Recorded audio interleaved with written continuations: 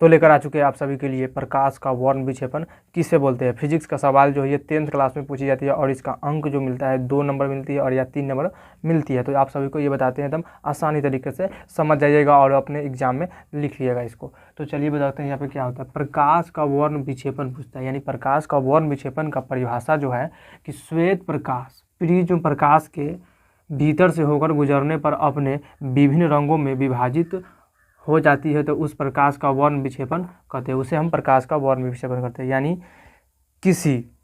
यानी टॉर्च है, यहाँ पे टॉर्च दो देखे हुए सिंपली थे, टॉर्च जो यहाँ पे है उस टॉर्च का वो प्रकाश जो होता है यानी श्वेत प्रकाश जो टॉर्च का जो होता है लाइट का, उस लाइट का श्वेत प्रकाश जो गुजरता है एक प्रिज्म से, यानी ये प्रिज्म एक है, इस प्रिज्म से होकर गुजरता है तो एक पर्दे पर दिखाई देता है क्या कि वहाँ पे 7 रंग दिखाई देता है।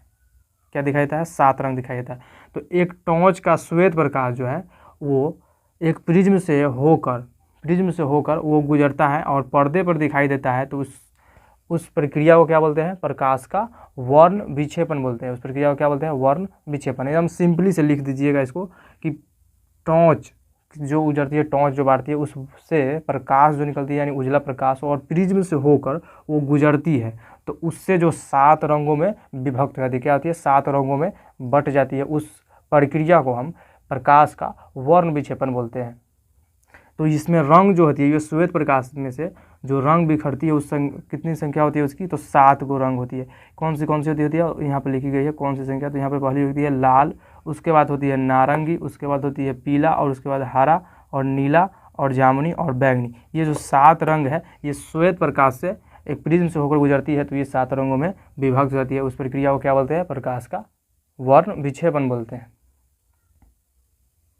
और ये इसमें जो लाल रंग जो है, लाल रंग का तरंगदैर्घ्य पूछेगा, ऑब्जेक्टिव में पूछता है कि लाल रंग का तरंगदैर्घ्य कितना होता है। तो लाल रंग का तरंगदैर्घ्य जो है ना सबसे अधिक होता है। किस रंग का तरंगदैर्घ्य सबसे अधिक होता है? तो लाल रंग का तरंगदैर्घ्य जो है वो सबसे अधिक होता है। उसके बाद कम पूछेगा तो बैंगनी का तरंगदैर्घ्य जो है वो सबसे कम होती है। तो इस प्रकार आप सभी को समझ में आ गया होगा। तो चलिए मिलते हैं नेक्स्ट वीडियो में। फिजिक्स का और सवाल हम आप सभी के लिए 10th का लेकर आ चुके हैं। इसी चैनल पर मिलेंगे शशि द स्टूडेंट पर मैथ का भी और ये पूरी 10th की क्लास की तैयारी यहाँ पे कराई जाएगी। तो चलिए मिलते हैं नेक्स्ट वीडियो में।